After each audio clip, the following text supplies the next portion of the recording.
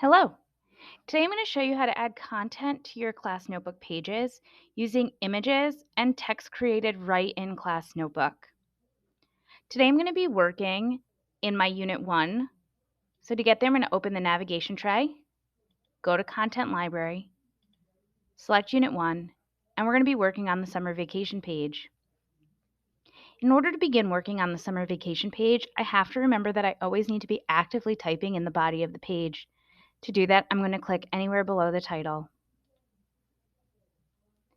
Once we're actively working in the page, we can begin adding text and images to create an experience for the students that's special for the instruction that we're giving.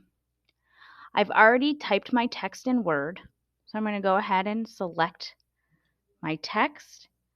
I'm going to copy it, and I'm going to go back into my class notebook. I'm going to right-click, paste.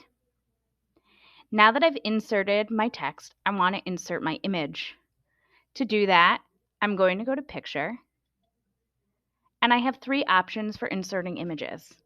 I can insert an image from a file that's already existing on my computer.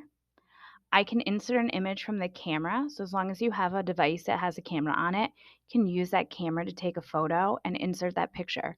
So if you were working on an answer key by hand and you'd like to include that in your notebook, you could do that very easily. You can also use a Bing image search to insert a photo from the internet. I'm going to use that option today. There's a bunch of pre-selected search results that they give you, but today I have a very specific file that I'm looking for. I want to insert a US map. Now, I have students coloring in the states on this map, so when I quickly search, none of these are going to do the job that I need to. So I am going to add the word coloring to see if that gives me better results. And right away, I see this one. I love it. I'm going to select that photo, and I'm going to hit Insert.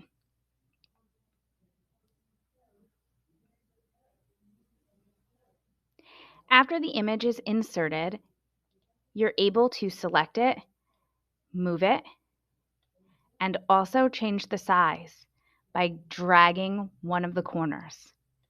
That corner drag is great because it keeps the image in proportion, so you don't have to worry about it getting distorted.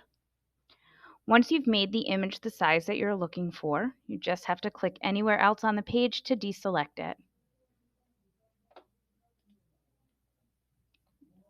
Now I have a little bit of extra text that I want to add to the right-hand side over here. So to do that, I'm going to scroll over to the right, and I'm going to click right there to start another text box. I'm going to go back into my Word document and copy, and back into my notebook, and I'm going to paste. Once I've pasted this, if I feel like it's too far over, I can very easily drag it and reposition.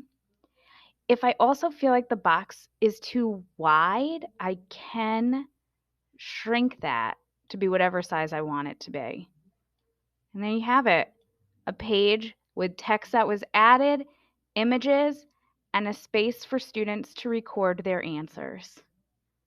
Have a great day.